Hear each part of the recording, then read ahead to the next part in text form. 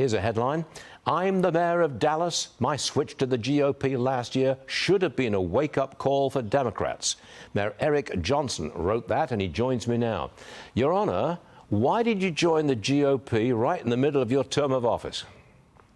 Well, thanks for having me, first of all. But, you know, I switched parties for the same reason I think a lot of people crossed over and voted for Donald Trump for president this past election. And that is, you know, we've had 60-plus years of, frankly, failed liberal experimentation in our cities, where 80% of our population lives and where a high percentage of our African-American and Hispanic population in this country lives. And, you know, we're just sick and tired of being sick and tired. And so I switched parties, and I think a lot of folks voted for Donald Trump because they actually are looking for an agenda for urban America that works. But you were elected as a Democrat, and then you're serving as a Republican.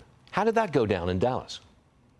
Well, I'll tell you what, we are elected on a nonpartisan basis. In Texas, all mayors are elected on a nonpartisan basis, but your party affiliation is pretty known. And so it did create some controversy. And there was an effort to recall me, actually, that failed miserably. Not a single signature ultimately got submitted, but there was an attempt by the local Democrat Party and some Democrat activists to have me removed from office. But look, the bottom line is the Democratic Party at that point should have gotten the wake-up call. They should have figured out that if the mayor of the 9th largest city in America, who's African-American and male, switched parties, that maybe we have a problem. Maybe there's something in the water. Turns out this last election showed that I wasn't some anomaly, but in fact, I was sort of a canary in the coal mine, and that a lot of African-Americans are thinking the same way.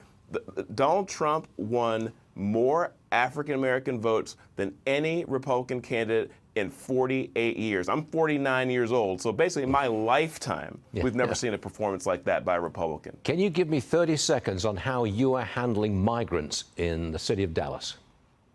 Well, we're handling it the same way I think everybody who is in Texas and any states where you know we're seeing migrants show up is it's a strain on our resources. You know, we see it.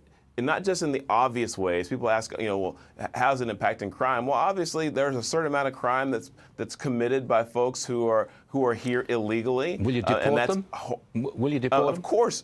Of course we'd support that. Of course we'd stand by President Trump in an effort to get rid of people in our country illegally who have violent criminal records or who commit violent criminal acts here. But even more than that, people need to understand it's a strain on our school system. It's a strain on our hospital system. There are hidden costs to having a porous, open border, and we need to shut that down. There are indeed.